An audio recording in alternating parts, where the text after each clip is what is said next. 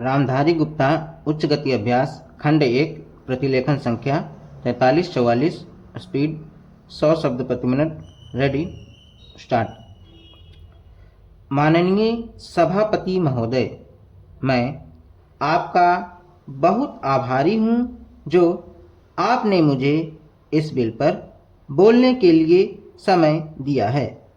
यह जो बिल सहकारिता समिति को एक समिति में भेजने का निश्चय किया गया है, जिस पर कल से बहस हो रही है, उस पर मैं आपके आदेश से कुछ कहना चाहता हूँ।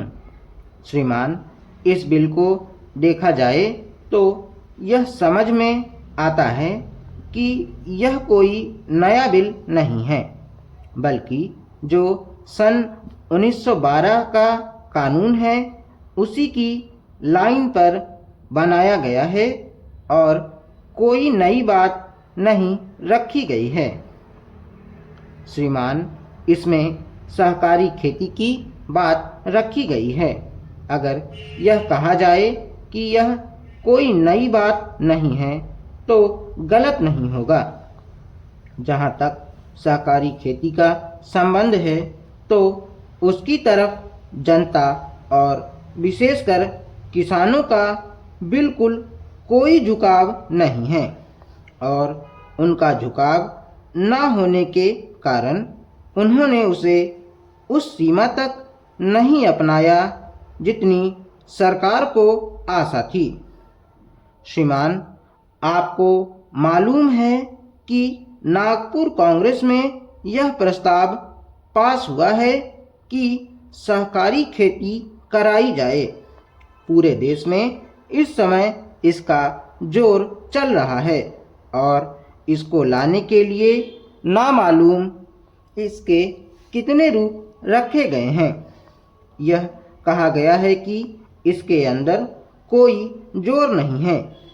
अभी एक माननीय सदस्य कह रहे थे कि राजनीतिक पार्टी के लोग यहाँ पर सहकारिता के संबंध में कुछ कहते हैं और बाहर किसानों से कुछ और ही कहते हैं।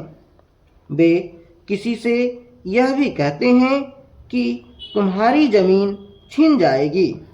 मैं यह निवेदन करना चाहता हूँ कि यह जो कहा गया है और किसानों के अंदर जो भावना पैदा होती है वह इस बिल से साफ स्पष्ट होती है कि वह गलत भावना नहीं है। मैं यह जानता हूँ कि जब किसान पार्टी का जोर बढ़ा और किसानों की आवाज़ ऊंची हुई तो सरकार ने और हमारे नेताओं ने यह कहना शुरू कर दिया कि हम सहकारी खेती को किसानों के ऊपर लादना नहीं चाहते, बल्कि यह तो किसानों की इच्छा पर है। लेकिन इसके साथ ही साथ एक बात मैं पहले भी निवेदन कर चुका हूँ और फिर भी निवेदन करना चाहता हूँ कि नेताओं का अपना विचार होना चाहिए। किसी सभा में जब यह कहा गया कि यह जो सहकारी खेती शुरू की गई है यह तो अंत में सामूहिक खेती की तरफ ले जाएगी। माननीय सभापति महोदय, उन्होंने साफ कह दिया कि अगर सामूहिक खेती होती है तो इसमें भी मुझे कोई आपत्ति नहीं है। मैं यह कहना चाहता हूँ कि इस बिल को देखने से यह साफ स्पष्ट होता है कि उस सहकारी समिति के जितने सदस्य होंगे वह अपनी अपनी ज़मीन को एक साथ कर लेंगे और अगर समिति से निकालना चाहेंगे तो एक साथ अधिक ज़मीन उसको नहीं मिल सकती है। इस बिल के संबंध में इस सदन के सरकारी दल वाले लोगों ने और विरोधी दल के लोगों ने बहुत सी बातें कही हैं।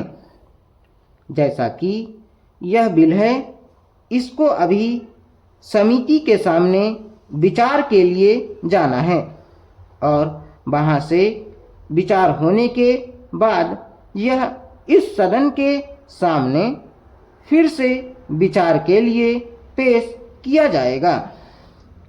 तब माननीय सदस्यों को पूरी तरह से यह अधिकार होगा कि जहाँ तक इसमें दी गई बातों का संबंध है उसमें परिवर्तन ला सकते हैं या उसको हटा सकते हैं।